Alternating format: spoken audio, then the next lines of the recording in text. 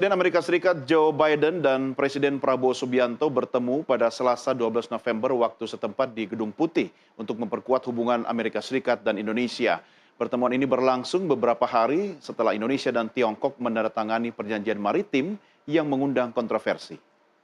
Dalam pertemuan dengan Presiden Prabowo, Presiden Biden mengatakan ia ingin memperkuat kemitraan dengan Indonesia dan memajukan kawasan Indo-Pasifik yang bebas dan terbuka. Deepening our comprehensive strategic partnership that includes deepening our security cooperation.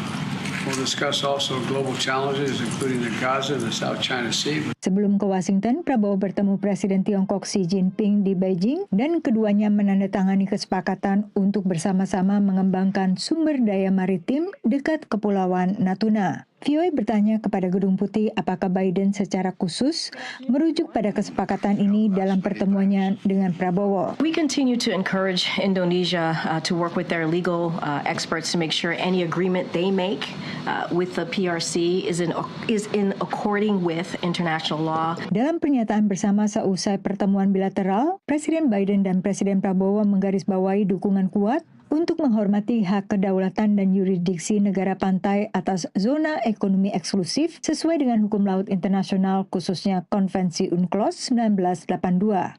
Amerika Serikat dan Indonesia juga mengakui pentingnya implementasi deklarasi perilaku para pihak di Laut Cina Selatan tahun 2002 dan menyatakan dukungan terhadap upaya ASEAN mengembangkan kode etik yang substantif di Laut Cina Selatan sesuai hukum internasional serta menghormati hak dan kepentingan pihak ketiga. Menurut pengamat, pernyataan bersama yang menggarisbawahi Laut Cina Selatan bukan berarti Amerika ikut campur urusan bilateral Indonesia dan Tiongkok. It doesn't matter directly for the U.S. because, of course, the U.S. does not have maritime disputes directly with China. I think it matters for Indonesia, and I think it also matters for other Southeast Asian states with maritime disputes. Up until now, have been very careful, mostly to avoid joint development language. Because it would seem to cede to China kind of the moral high ground or the legal high ground that somehow their claims have merit. Menurut pengamat lain, sebenarnya tidak ada klaim tumpang tindih di Laut Cina Selatan antara Indonesia dan Tiongkok. Letak masalah utamanya adalah di kalimat bahwa kita ada overlapping claim. Karena pada 10 tahun ke belakang itu sebenarnya posisi kita udah jelas, ya kita nggak ada overlapping claim dengan Cina. Jadi ini kita semacam terjebak kalau menurut saya, ya dengan kita ada satu paragraf itu, kita terjebak bahwa akhirnya apa? Kita mengakui bahwa kita ada overlapping claim dengan Cina berdasarkan hal yang udah ilegal menurut hukum internasional itu. Analis lain mengingatkan pentingnya menjaga netralitas di kawasan. Indonesia adalah negara penggagas free and open Indo-Pasifik.